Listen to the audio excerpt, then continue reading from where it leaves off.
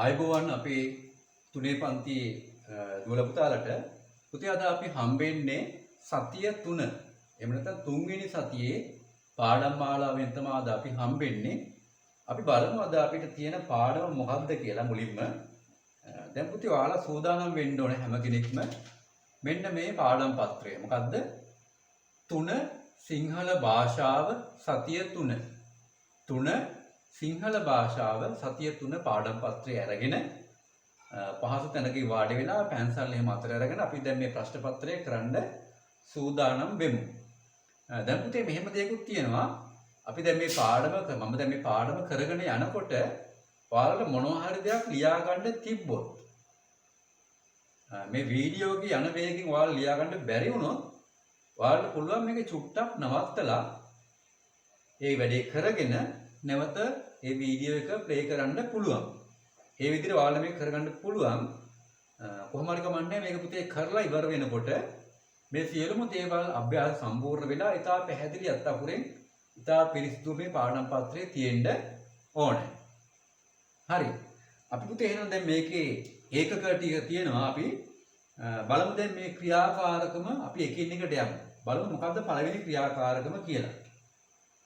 හරිද? පළවෙනි ක්‍රියාකාරකම තියෙන්නේ සිංහල වර්ණමාලාවේ අකුරු වර්ග. මොකද්ද තියෙන්නේ? සිංහල වර්ණමාලාවේ අකුරු වර්ග. අපි දැන් සති දෙකක් කෙරුවානේ. පළවෙනි සතිය කෙරුවා මහ ප්‍රාණ අකුරු, අල්ප ප්‍රාණ අකුරු සහ ස්වර අකුරු. ඊළඟ නැත්නම් ගිය සතිය අපි කෙරුවා දෙවෙනි සතිය කෙරුවා මධ්‍ය අක්ෂර. අද දින අපිට අන්නේ අක්ෂර වර්ගයේම ඊළඟ අක්ෂර වර්ගය මොනවද? ආරෝහණ අක්ෂර. අපි බලමු මේ ආරෝහණ අක්ෂර මුලින්ම මොනවද කියලා. දැන් පුතේ මේ තියෙන්නේ ආරෝහණ අක්ෂර. දැන් මේ ආරෝහණ අක්ෂර සටහනේ රූපයක් ඔයාලගේ ප්‍රශ්න පත්‍රයේ තියෙනවා. නැත්නම් පාඩම් පත්‍රයේ තියෙනවා. ඒකත් බලන්න මේකත් බලන්න. දැන් බලන්න අපි ගිය සතියේ ලිව්වා මධ්‍ය අක්ෂර නේද? ඊට එළිය මේ අකුරු වෙනස්. මේ හැම අකුරක්ම තරමක් උසර ලියන්න බලන්න මේ හැම අකුරක් පුතේ උඩ රූලේ ගෑවිලා තියෙන්නේ මේ. රූල් දෙක අතර ලියනකොට උඩ රූලේ මේ හැම අකුරක්ම ගෑවෙනවා. ඒ කියන්නේ ගිය සතිය අපි ලියපු මධ්‍ය අක්ෂර ලියනකොට උඩ රූලේ ගෑවුනේ නැහැ. නමුත් ආරෝහණ අක්ෂර ලියද්දී උඩ රූලේ ගෑවෙනවා කියන්නේ මොකද්ද? මධ්‍ය අක්ෂර වලට වැඩිය තරමක් උසට ලියන්නේ. එහෙනම් ආරෝහණ අක්ෂර කියන්නේ මධ්‍ය අක්ෂර වලට වඩා තරමක් උසර ලියන අකුරු. දැන් අනික මේක පුතේ ගෑවිලා තියෙන්නේ. හරි. දැන් අපි මේකේ තියෙනෝනේ ප්‍රශ්න වගේක් අහලා. අපි බලමු පළවෙනි ප්‍රශ්නේ මොකද්ද කියලා. පළවෙනි ප්‍රශ්නේ ආරෝහණ අක්ෂර යනු මොනවාද? ආරෝහණ අක්ෂර යනු මොනවාද? දැන් මෙන්න මේ වගේ තැන් වලදී ඔයාලා මේ උත්තර ලියා ගන්න අවශ්‍ය නම් මේක ප්ලේ එක වීඩියෝ එකට වේගෙන් යනවා නම් ඔයාලා පුළුවන් මේ වගේ තැන් වල වීඩියෝ එක නතර කරලා උත්තරේ බලාගෙන ලියලා ඊළඟ කොටසට යන්න පුළුවන්. හරි. මේ තියෙන උත්තරේ මොකද්ද? ආරෝහණ අක්ෂර කියන්නේ මධ්‍ය අක්ෂර වලට වඩා මදක් උසර ලියන අකුරු බලන්න. මධ්‍ය අක්ෂර වලට වඩා මදක් උසට ලියන අකුරු. එහෙනම් ආරෝහණ අක්ෂර යනු මොනවාද? මධ්‍ය අක්ෂර වලට වඩා මදක් උසට ලියන අකුරු. දැන් දැක්කනේ බලන්නේ පුතේ. මේ බලන්න.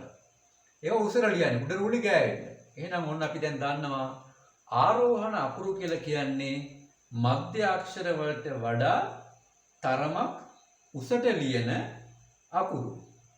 හරි පුතේ. අපි දැන් එහෙනම් මේ ප්‍රශ්නෙට උත්තර ලියලා දැන් ලියලා ඉවරයි කියලා අපි යමු ඊළඟ ප්‍රශ්නෙට මොකද්ද තියෙන්නේ කියලා බලන්න. දෙවෙනි ප්‍රශ්නේ. සිංහල වර්ණමාලාවේ ආරෝහණ අක්ෂර කීයද? සිංහල වර්ණමාලාවේ ආරෝහණ අක්ෂර කීයක් තියෙනවද? දැන් පුතේ ඔයාලා ගණන් කරලා බලන්න ඔයාලගේ ප්‍රශ්න පත්‍රයේ තියෙන මේ සටහන මේක පුතේ අකුරු තියෙන 6 පේලි තියෙන්නේ. 6 පේලි තියෙනවා 4ක්. ඒ කියන්නේ 6 4ක් 24යි. ඊට අමතරව තව අකුරු 5ක් යටින් තියෙනවා. ඒතර 24යි. එතන 5යි ඔක්කොම කීයද? 29යි. එහෙනම් සිංහල වර්ණමාලාවේ ආරෝහණ අක්ෂර කීයද? 29යි. කීයද? 29. දැන් පුතේ මේ 29 ඉලක්කමින් එහෙම ලියන්න එපා. අපි සාමාන්‍ය සිංහල වලදී ලියන්නේ බොහෝ වෙලට අකුරු තමයි පාවිච්චි කරන්න ඕන. හරි. දැන් ඕන අපි එන සිංහල වර්ණමාලාවේ ප්‍රශ්න දෙක ඉවරයි. අපි බලමු ඊළඟ අභ්‍යාසය මොකක්ද කියලා.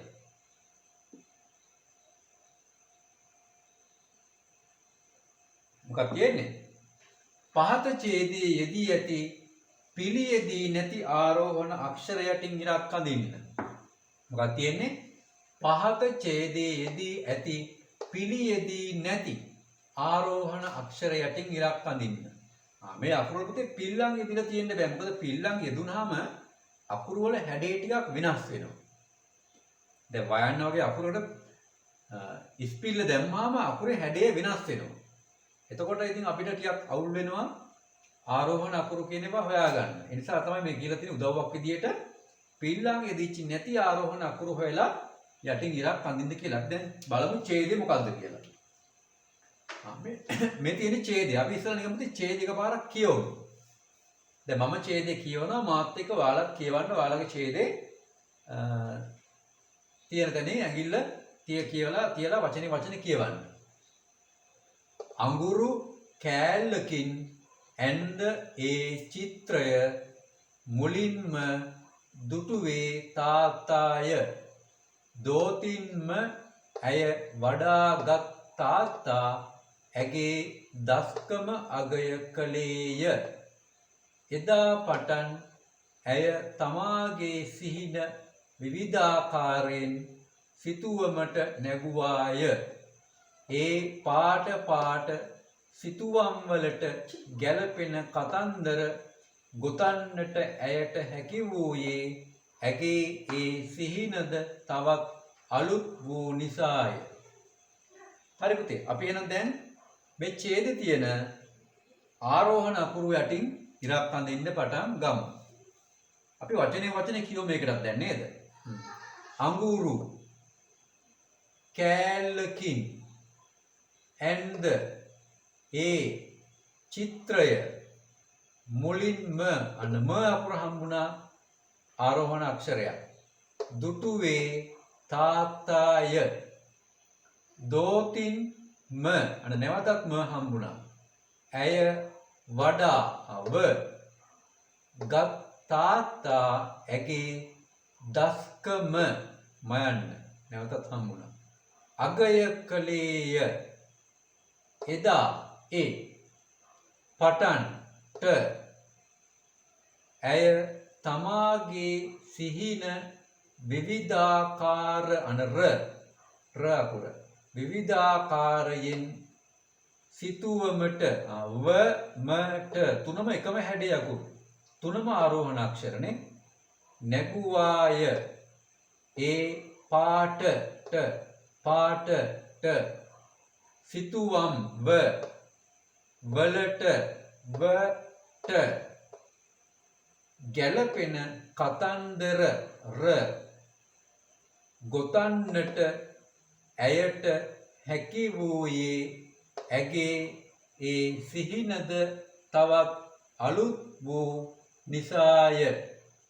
හරි පුතේ, දැන් අන්න ඒ ආකාරයට මේකේ තියෙන ආරෝහණ අක්ෂර යටින් ඉතා පිරිසිදුව පැහැදිලිව කුඩා ඉරි කෑල්ලක් යොදන්න ඔයාලත් ඒ විදිහට කරන්න.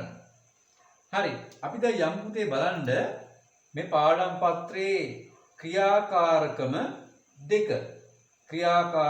දෙක මොකද්ද තියෙන්නේ කියලා බලන්න යන්න. මොකද්ද ඒකේ තියෙන්නේ? ඒකේ තියෙන පුතේ ක්‍රියාකාරකම දෙක සිංහල පෙළපොත දෙක පාඩම. ක්‍රියාකාරකම දෙක සිංහල පෙළපොතේ තියෙන දෙවෙනි පාඩම. මොකක්ද මේ පාඩම? තරු කැට.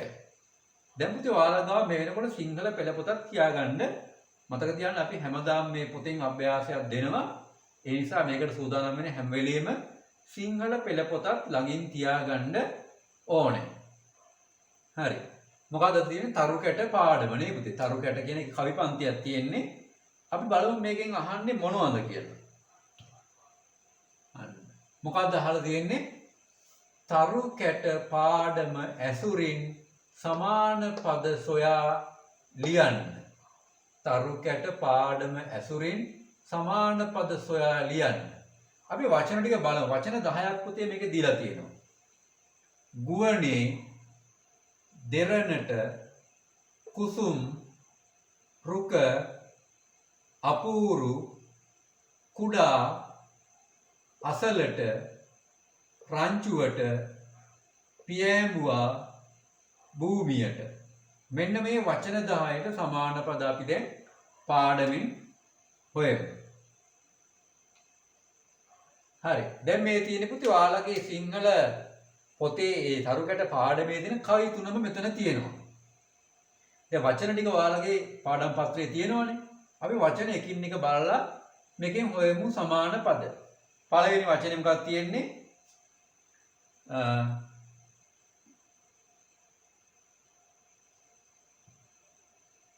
ගුවනේ. පළවෙනි වචනේ තියෙන මොකක්ද තියෙන්නේ? ගුවනේ. එතන ගුවනේ කියන එකට මොකද්ද සමාන පදේ එන්නේ? ආකාශේ. මොකද්ද සමාන පදය? ආකාශේ. ඊළඟ පදේ තියෙන්නේ මොකද්ද? දෙරණට. දෙරණට. මොකක්ද ඒකට තියෙන සමාන පදය? පොළොවට. පොළොවට. මොකක්ද සමාන පදය? පොළොවට.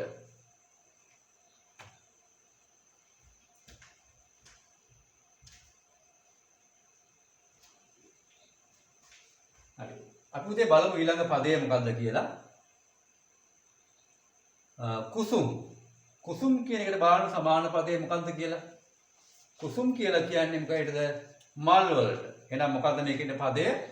මල්. මෙතන තියෙනවා මල් කියලා නේ. හරි. අපි බලමු ඊළඟ පදයේ තියෙන්නේ මොකද්ද? රුක. රුක කියන්නේ මෙතන මොකක්ද තියෙන්නේ? ගහ. රුක කියන්නේ ගහට. මෙතන තියෙනවා ගහ කියලා.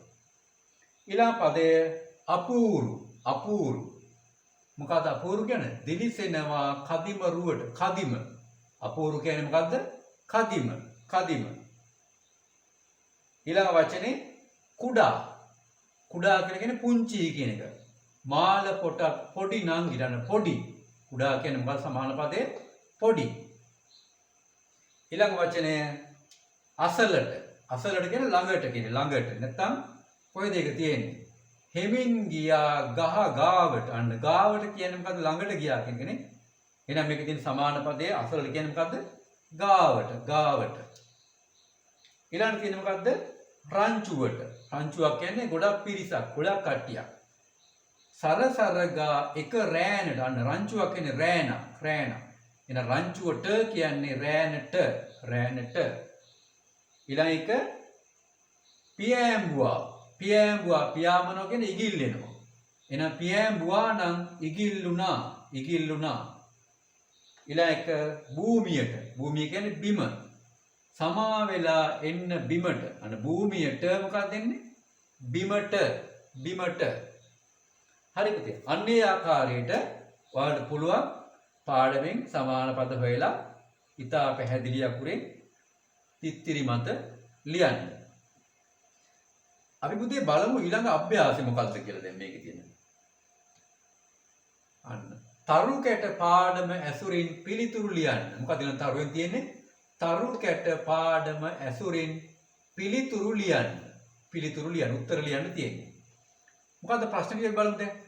මෙම කවි පෙළ රචනා කළේ කවුද? මෙම කවි පෙළ උපුටාගත් පොතේ නම ලියන්න. ආකාශයේ නිල් තරු කැට මෙන් පෙනුනේ කුමක්ද? කණාමැදිරියන් ඉගිල්ලුනේ කෙසේද? අපි දැන් මේ ප්‍රශ්න හතරට පාඩමින් උත්තර ලියමු. හරි. නැවත පාරක් අපි පාඩම් බලමු. මුලින් පළවෙනි ප්‍රශ්නේ කියවන්න පුතේ ඔයාලා දැන් හැමෝම. මොකද්ද ප්‍රශ්නේ? මෙම කවි පෙළ රචනා කළේ කවුද? කොහෙද ඒකට උත්තරේ තියෙන්නේ? දැන් මේ කවි පෙළ කවුද ලියලා තියෙන්නේ? රචනා කරනවා කියන්නේ මේක ලියපු එක්කෙනා. නැත්නම් ලේඛකයාගේ නම අහන්නේ මේ. මේ තියෙන පුතේ පාඩම ඒ කවි පෙළ යටින්ම තියෙනවා. මේ මෙතන. ඔයාලගේ පෙළ පොතේ පාඩම අවසානයේ ඇති. මේ තියෙන රත්නශ්‍රී විජේසිංහගේ අන්න. එහෙනම් මේ කවි පෙළ ලියලා තියෙන කවුද? රත්නශ්‍රී විජේසිංහගේ කියලා ලියන්නේම නැහැ. සමහර අයම දන්නවා දැන් නම ලියන්න කිව්වම රත්නශ්‍රී විජේසිංහගේ කියලා ලියනවා. ඒක වැරදි. විජේසිංහගේ කියලා කියන්නේ එයාට අයිති කෙනෙක්නේ. නම තමයි රත්නශ්‍රී විජේසිංහ. හැබැයි පුතේ අපි නමක් ලියනකොට මේ අපිට වැඩි උගත් පුද්ගලයෙක් අපිට ගරු කරන්න ඕනේ. ඒ නිසා නිකම්ම නම ලියන්නේ මහතා හෝ මැතිතුමා කියලා ලියන්න ඕනේ. එහෙනම් මොකද්ද අපි ලියන්නේ? මෙම කවි පෙළ රචනා කළේ කවුද? රත්නශ්‍රී විජේසිංහ මැතිතුමා. එහෙම නැත්නම් මහතා කියලා ලියන්න ඕනේ. හරි. දෙවෙනි ප්‍රශ්නේ තියෙනවා මේකේ මෙම කවි පෙළ උපුටාගත් පොතේ නම ලියන්න.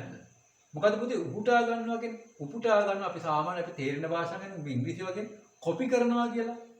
ඒ කියන්නේ තවත් පොතකින් අරගෙන ඒ විදිහටම මේක බලාගෙන ලියනවා. නේද? එහෙනම් උපුටා අරගෙන තියෙන්නේ මේ කවි ටික අරගෙන තියෙන පුතේ මෙන්න මෙතන තියෙන මේ සැලලිහිණියෝ පොතෙන් උපුටා ගන්නා ලදී. මොකක්ද තියෙන්නේ? සැලලිහිණියෝ පොතෙන් උපුටා ගන්නා ලදී.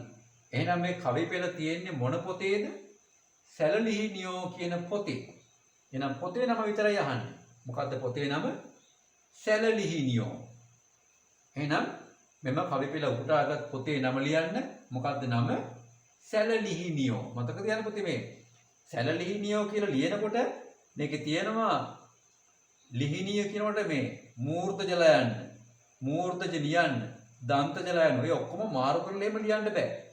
පටලවලා එහෙම ලියන්න බෑ. ඒ තියෙන අකුරු ඒ විදිහටම කල්පනාවෙන් ලියන්න ඕනේ. අපි බලමු දැන් තුන්වෙනි ප්‍රශ්නේ. ආකාශයේ නිල් තරු කැටමෙන් පෙනුනේ කුමක්ද?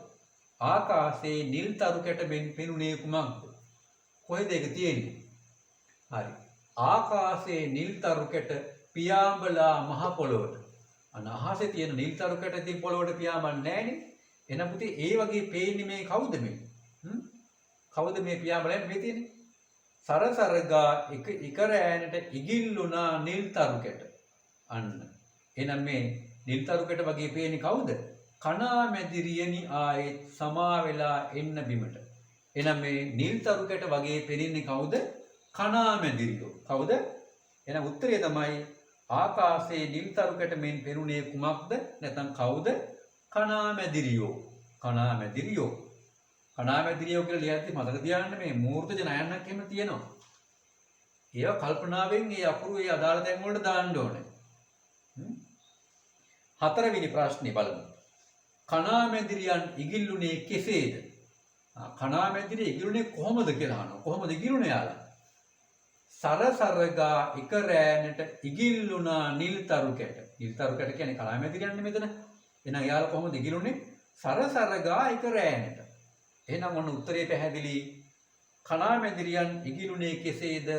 සරසරගා එක රෑනට. කොහොමද කණා මැදිරිය ඉගිලුනේ? සරසරගා එක රෑනට. හරි පුතේ. දැන් එහෙනම් අපි මේ ප්‍රශ්න හතරටම උත්තර ලියලා ඉවරයි. දැන් ඔයාලා ඊළඟ ක්‍රියාකාරකමට යන්න කලින් ඒ ලියපු සියලුම උත්තර අර කලින් ලියපු සමාන පදත් බලන්න ඕන ලියපු අකුරු හරිද කියලා. කොහොමද බලන්නේ? දැන් ඔයාලා මේ වීඩියෝ එකේ මේකට අරබන්නේ. මේක චුට්ටක් නැවැත්තුවා. නවත්තලා ඒකේ අකුරු ටික බලලා ඉවරලා ඊළඟ එකට මේක ප්ලේ කරන්න පුළුවන්. හරි. අපි දැන් බලමු පුතේ මේකේ ඊළඟ ක්‍රියාකාරක මොකක්ද කියලා. මේ තියෙන ක්‍රියාකාරකම 3. මොකද ක්‍රියාකාරකම 3 තියෙන්නේ? උක්ත රූපී වැකි. උක්තය අපි යෙදුණු වර්තමාන කාල වැකි පහක් ලියන්න. උක්ත රූපී වැකි. උක්තය අපි යෙදුණු වර්තමාන කාල වැකි පහක් ලියන්න. මෙන්න මේ වචන ඉතා වැදගත්. මොකද්ද? අපි කියන වචනයයි වර්තමාන කියන වචනයයි. මේකේ උක්තය වෙන්න ඕනේ අපි කියන පදේ. ඒ කියන්නේ පුතේ මේ වාක්‍ය පහම පටන් ගන්නේ අපි කියන පදේ. අපි කලින් සතියේ කරුවේ මම කියන එකනේ. මම කියන එකේ බහුවචනය තමයි අපි කියන්නේ. හරි. එහෙනම් අපි කියන පදයෙන් මේ වාක්‍ය පහක් තියෙනවා. පහෙන් එකක් දීලා තියෙනවානේ. තව හතරයි තියෙන්නේ. අපි කියන පදයෙන් පටන් ගන්න ඕනේ.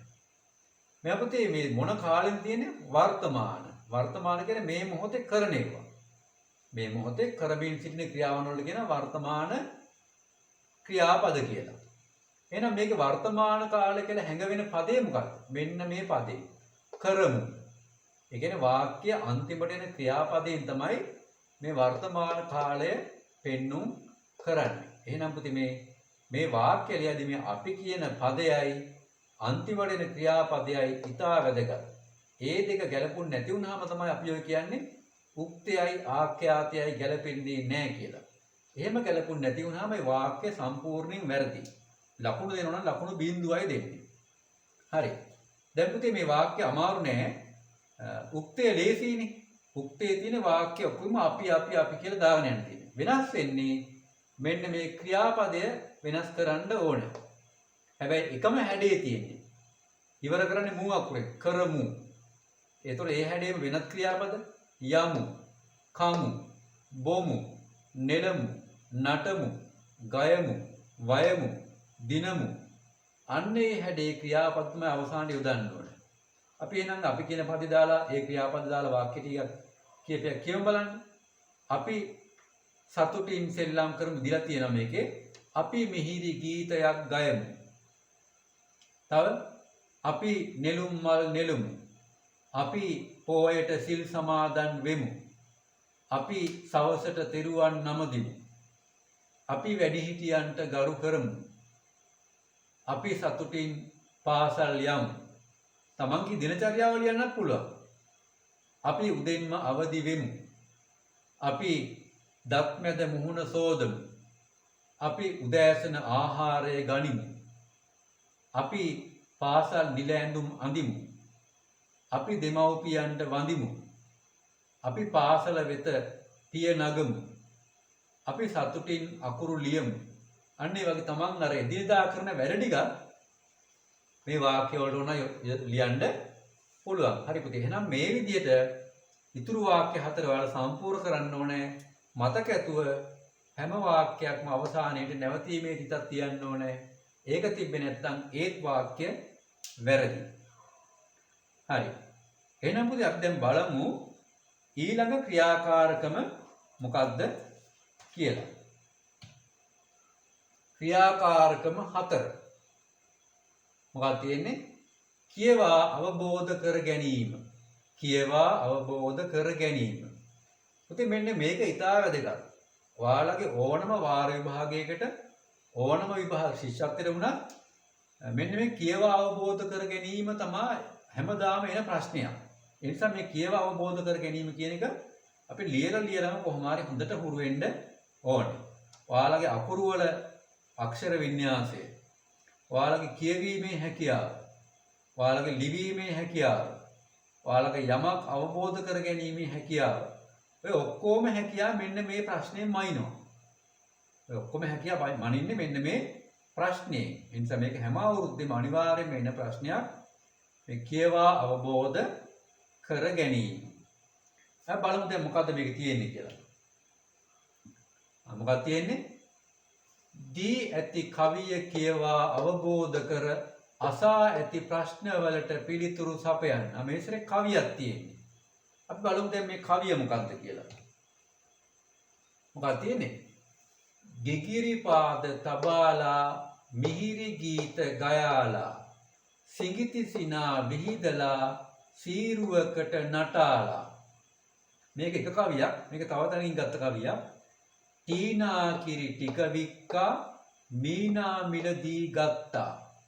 ඇතිපදමට සීනි දමා සිරිනී කිරි ටික බිව්වා. හරි. දැන් පුතේ මෙතන තියෙනවා කවි දෙකක්. ඒ කවි දෙක ඇසුරෙන් තමයි අපි අහපු ප්‍රශ්න වලට උත්තර ලියන්න ඕනේ. අපි මුලින්ම කවි දෙකේ බලමු මොනවද තියෙන්නේ කියලා. ගිගිරි පාද තබාලා. ගිගිරි කියන්නේ පුතේ අර පාද වලට පළදින දෙයක් නැටුම් නටද්දි. හරි. මිහිරි ගීත ගයාලා. මිහිරි කියන්නේ අපිට අහන්න ආසහිතන ලස්සන ගීත සින්දු කියලා. සිඟිති සිනා විහිදලා. කවුද සිඟිති සිනා විහිදවන්නේ? කුඩා ළමයි, කුඩා දරුවෝ, කුඩා දැරියෝ. සිඟිති සිනා විහිදලා සීරුවකට නටාලකින් ලස්සන නටනවා, හරියට නිවැරදිව නටනවා. එහෙනම් මේ කියවන්නේ කවුද? පුංචි ළමයි වගේක් නැටුමක් නටනවා, ගිගිරි පාද, ගිගිරි බැඳපු පාද තියලා. ඒ නැටුම ගැන තමයි මේ කියන්නේ. ඊළඟට බලන්න. ටීනා කිරි ටික වික්කා. ටීනා කියලා ගෑල් ළමේ. එයා කිරි ටික වික්කා.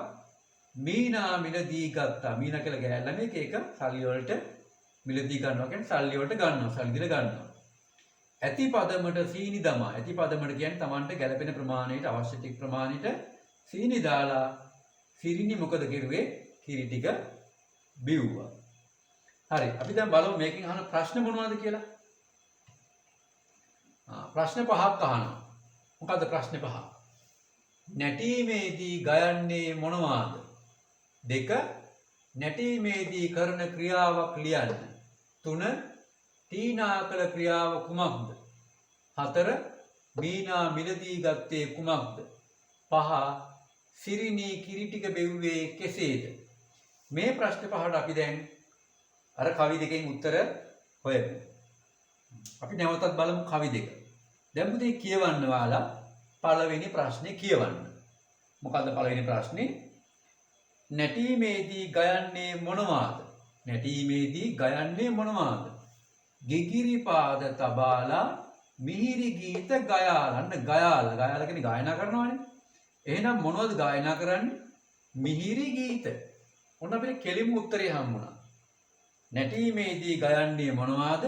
මිහිරි ගීත. එච්චරයි උත්තරේ. මොකද්ද? ආය පාරක් අපි කියමු ප්‍රශ්නේ. නැටීමේදී ගායනා කරන්නේ මොනවාද? මොනවද ගයන්නේ? මිහිරි ගීත. උත්තරේට වචන දෙකයි. දෙවෙනි ප්‍රශ්නේ. නැටීමේදී කරන ක්‍රියාවක් ලියන්න. අන්න. සීරුවකට නටාලා. දැන් මේ පිටින් නටනකොට මෙතන දේවල් තුනක් කරනවා. එකක් මොකද්ද? ගිගිරි පාද තබාලා. ගිගිරි පාද තියෙනවා. ඔන්න එක කරන වැඩ. මිහිරි ගීත ගයාලා. මිහිරි ගීත කියනවා, ගයනවා. ඔන්න කරන තව වැඩක්. සිඟිති සිනා විහිදලා. ලස්සන සිනා විහිදුවනවා. එහෙනම් මේ නැටීමේදී දේවල් තුනක් කරන මොනවද? ගිගිරි පාද තියෙනවා, මිහිරි ගීත ගයනවා, සිඟිති සිනා විහිදනවා. ඔය තුනෙන් කීයක් ලියනවද? තුනම ලියනවද? ආය පාර ප්‍රශ්නේ බලන්න. නැටීමේදී කරන ක්‍රියාවක් ලියන්න. අනේ ක්‍රියාවක් කිව්වහම එකයි ලියන්නේ. එහෙනම් දේවල් තුනක් තියෙනවා, කරන ඒවා තුනක්. ඒකෙන් එකක් ලියන්නේ. අපි උත්තර තුන කියමු බලන්න නිකන්. කොහොමද මේක ලියන්නේ? තබාලා කියලා ලියන්න බෑ. කොහොමද ලියන්නේ? කරන ක්‍රියාව ගෙගිරි පාද තැබීම. අන්න වෙනස් කරන්න වෙනවනේ ගැලපෙන විදිහට ප්‍රශ්නෙට. ගෙගිරි පාද තැබීම. එක උත්තරයක්. ඊළඟ උත්තරේ මිහිරි ගීත ගැයීම. මිහිරි ගීත ගැයීම. තව උත්තරයක් සිඟිති සිනා විහිදීම. විහිදුවීම. සිඟිති සිනා විහිදුවීම. අන්න උත්තර තුනක් තියෙනවා. ගිගිරි පාද තැබීම, මිහිරි ගීත ගැයීම, සිඟිති සිනා විහිදුවීම. මේ තුනෙන් ඔයාලට කැමති එක උත්තරයක් ඔය ප්‍රශ්නෙට උත්තරේ විදිහට ලියන්න පුළුවන්. තුනම ලිව්වොත් වැරදි. හේතුව මේක කියලා තියෙන්නේ එක උත්තරයක් ලියන්න කියලා විතරයි. හරි. අපි තුන්වෙනි ප්‍රශ්නේ බලමු. තීනා කළ ක්‍රියාව කොහොමද? තීනා ඉන්නේ දෙවෙනි කවියනේ. එහෙනම් දෙවෙනි කවියට යමු දැන්. තීනා කළ ක්‍රියාව. තීනා කිරි ටික වික්කා. මොකක්ද යා කිරුවේ? කිරි ටික වික්කා. අන්න අපිට ඒක පුතේ ඒ විදිහට ලියන්න පුළුවන්. නැත්නම් විකිනීම කියලා ලියන්න පුළුවන්. නැත්නම් අපිට මේ කවියේ තියෙන එක ලිවන ලේසි. තීනා මොකද කිරුවේ? කිරි ටික වික්කා. ඔන්න අපිට කෙලිම උත්තරය හම්බුණා මොකද්ද? තීනා කළ ක්‍රියාව කොහොමද? කිරි ටික වික්කා නැත්නම් කිරි ටික විකිනීම. 4 මීනා මිලදී ගත්තේ කුමක්ද? මීනා මිලදී ගත්තා. මොනවද මීනා මිලදී ගත්තේ? තීනා වික්ක කිරි ටික. එහෙනම් අපිට එක උත්තරය ලියන්න තියෙන්නේ මීනා මිලදී ගත්තේ මොනවද? කිරි. මොනවද මිලදී ගත්තේ? කිරි නැත්නම් කිරි ටික කියලා ලිව්වා. හරි. ඊළඟ එක. 5 සිරිනී කිරි බිව්වේ කෙසේද? සිරිනී කොහොමද කිරි බිව්වේ? මේ තියෙන්නේ ඇති පදමට සීනි දමා සිරිනී කිරි ටික බිව්වා. කොහොමද මේ සිරිනී කිරි ටික බිව්වේ? ඇති පදමට සීනි දමා. කොහොමද බිව්වේ? ඇති පදමට සීනි දමා. අපිට ඒකට කවියෙන් කෙලිම උත්තරේ ගන්න පුළුවන් කිසිම වචනයක් වෙනස් නොකර. එහෙනම් සිරිනී කිරි ටික බිව්වේ කෙසේද? ඇති පදමට සීනි දමා. හරි පුතේ. ඔන්න එහෙනම් අපි දැන් ප්‍රශ්න පහම සාකච්ඡා කරුවා. දැන් මේක ඔයාලට වේගෙ වැඩි වගේ දැනෙනවා නම් නැවත බාරක් මේක රිවයින්ඩ් කරලා ප්ලේ කරලා බලන්න පුළුවන්. පැහැදිලිද? ඊළඟට මේක හරි ලේසි ප්‍රශ්න ටිකක් තියෙන්නේ. අපි බලමු දැන් මේක ඉවර නිසා ඊළඟ ක්‍රියාකාරකමට යමු. යන්න ඉස්සෙල්ලා ඔයාලා තව පොඩි වැඩක් කරන්න ඕනේ. මොකද්ද? දැන් ඔය ලියපු උත්තර ටික කියවා අවබෝධ කිරීමේ ලියපු උත්තර ටිකවල උත්තරවල අකුරු වල නිවැරදිතාවය පිල්ලම් අඩුද වැඩිද? අකුරු ටික කියව ගන්න පුළුවන්ද? ඒවත් හොඳට බලලයි ක්‍රියාකාරකම පහට යන්නේ. හරි. අපි එහෙනම් දැන් පුතේ ක්‍රියාකාරකම පහ බලමු මොකද්ද තියෙන්නේ කියලා. ක්‍රියාකාරකම පහ පද සමාන පද මොකක්ද තියෙන්නේ ක්‍රියාකාරකම පහට සමාන පද හරි බලමු සමාන පද මොනවද තියෙන්නේ කියලා. පද පුතියේ තියෙනවා 15ක්. කීයක් තියෙනවද? 15ක්. මේ බලන්න 1 2 3 4 5 6 7 8 9 10 11 12 13 14 15 මේ පද 15න් පුතේ මුල් පද 10 ගස තාත්තා පාසල තරු දූපත අහස ඉර ඔළුව මොන්නේ මේ වචන ටික ඔයාලට මේ එකේ සහ දෙකේ පන්ති වලදී හම්බෙච්ච වචන තුනේ පන්තිය තමයි අනිත් ටික. එහෙනම් මේ ඔක්කොම වචන තියෙන්නේ එකේ දෙකේ තුනේ. මේ තුනේ පන්තියට ඔයාලා ගොඩක් ඉගෙන ගන්න ඉවරයිනේ. මේ ඉස්සර ටික ඉගෙන ගන්න අමාරු නා බැරි වුණා. නමුත් මේ පද ටික මම හිතන්නේ ගොඩක් කට්ටිය කරන්න ඇති. ඒ නැතත් මේවා අච්චර අමාරු වචන නෙමෙයි. අපි එහෙනම් මේවට දැන් සමාන පද කියමු බලන්න. කියන ගමන් ඔයාලට මේක ලියන්නත් පුළුවන්. එහෙම නැත්නම් අහගෙන ඉඳලා පස්සේ ලියන්නත් පුළුවන්. හරි. අපි දැන් එකින් එක කියමු බලන්න. සමාන පද. ගස සමාන පදයක් රුක. ගසට සමාන පදයක් මොකද්ද? රුක. තාත්තා මොකක්ද සමාන පදය? පියා. පියා. පාසල විදුහල. විදුහල නැත්නම් විද්‍යාලය. තරු මොකක්ද සමාන පදය? තාරකා. තාරකා. දූපත සමාන පදය දිවයින. දිවයින. අහස. අහස මොකක්ද සමාන පදය? ගුවන. ගුවන. ඉර සමාන පදය හිරු.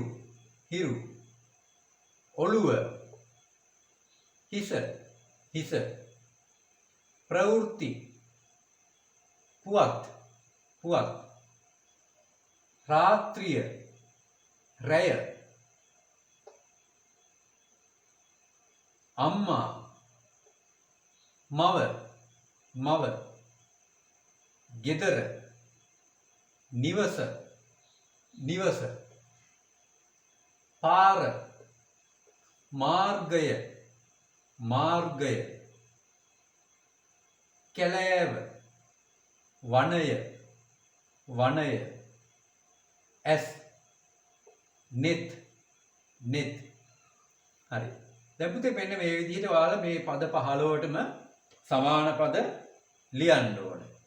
එහෙනම් අපි අද තුනේ පන්තියේ ප්‍රශ්න පත්‍රයේ සියලුම ප්‍රශ්න ටික දැන් සාකච්ඡා කරුවා, කතා කරුවා. දැන් පුතේ ඔයාලා හැම කෙනෙක්ම මේක ඉවර වෙලා නැවත පාරක් මුල ඉඳලා අගට ලියපු ප්‍රශ්නවල උත්තරවල අකුරු පිල්ලම් නිවැරදිද කියලා බලන්න ඕනේ. වැරදිව තිබ්බොත් ඒක හදන්න. ඒ වගේම මේක ලියලා ඉවර වෙද්දී පුතේ මේකේ පිරිසිදුතාවයක් තියෙන්න ඕනේ. මේ ප්‍රශ්න පත්‍රය ලියනකොට ඒක පිරිසිදුව තියෙන්නත් ඕනේ. ඒ ඔක්කොම සලකලා බලලා මේ ප්‍රශ්න පත්‍රය නැවත පාරක් හොඳට පරීක්ෂා කරලා මේ සතියේ සෙනසුරාදා වෙනකොට මට මේක ලැබෙන්න සලස්වන්න ඕනේ. මේකේ හරි වැරදි බලන්න. හරි පුතේ. එහෙනම් අපි අද තුනේ පන්තියේ සතිය 3 සිංහල පාඩම් ක්‍රියාකාරකම් අදට ඉවර කරමු. අපි ඊළඟට හම්බෙමු සතිය 4 පාඩම් මාලාවෙන්. එහෙනම් පුතේ ඔයාලා හැමෝටම තෙරුවන් සරණයි.